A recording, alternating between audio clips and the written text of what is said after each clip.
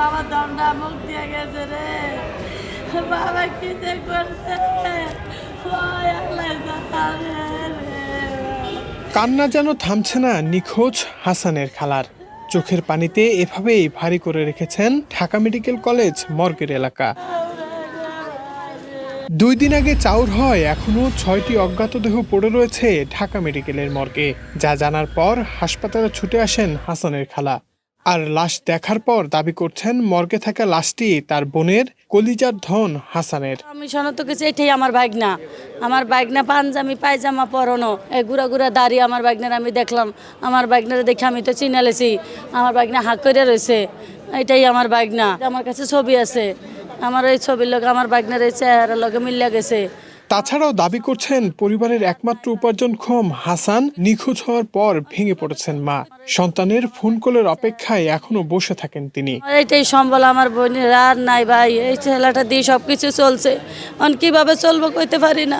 অনেক বাইকনা লোকে তো আমার বোন পাগল হয়ে গেছে, কত ফোন দেনা খা আমার ফুতে না প্রতিদিন ফোন দিয়ে কইতো মা ভাত খাইছো, মা তুমি কেমন আছো।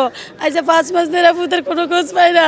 তোরা আমার আটকে দিস কি আর যে হাসান ঢাকা দেখলে আমার ফোন দিত না, ফোন দেয় না, খালি এটাই কয় আমার বোনে ঘুরে ঘুরে কয়ে অজ্ঞান হয়ে যায়, কয়ে সান্ত্বনা দিয়ে রাই বোনেরে।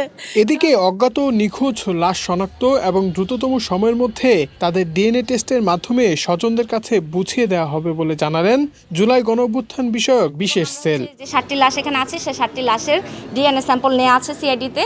সেটা দুই পরিবারের স্যাম্পল নেওয়ার পর আমরা সেটা ক্রস ম্যাচিং করেই নিশ্চিত হব।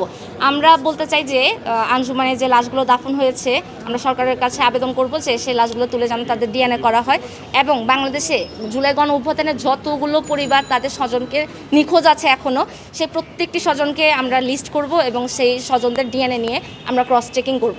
আবু সাইদ ওয়াসিম মুগ্ধদের শেষ ঠিকানা পরিবারের জানাশোনা কবরস্থানে হলেও এখনো নিখোঁজ স্বজনের জন্য বিভিন্ন কবরস্থান বা মর্গে ঘুরে বেড়াচ্ছেন অনেকে।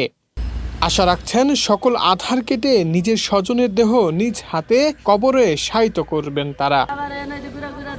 হুমায়ুন কবির মাসুদ, মানবজমিন, ঢাকা।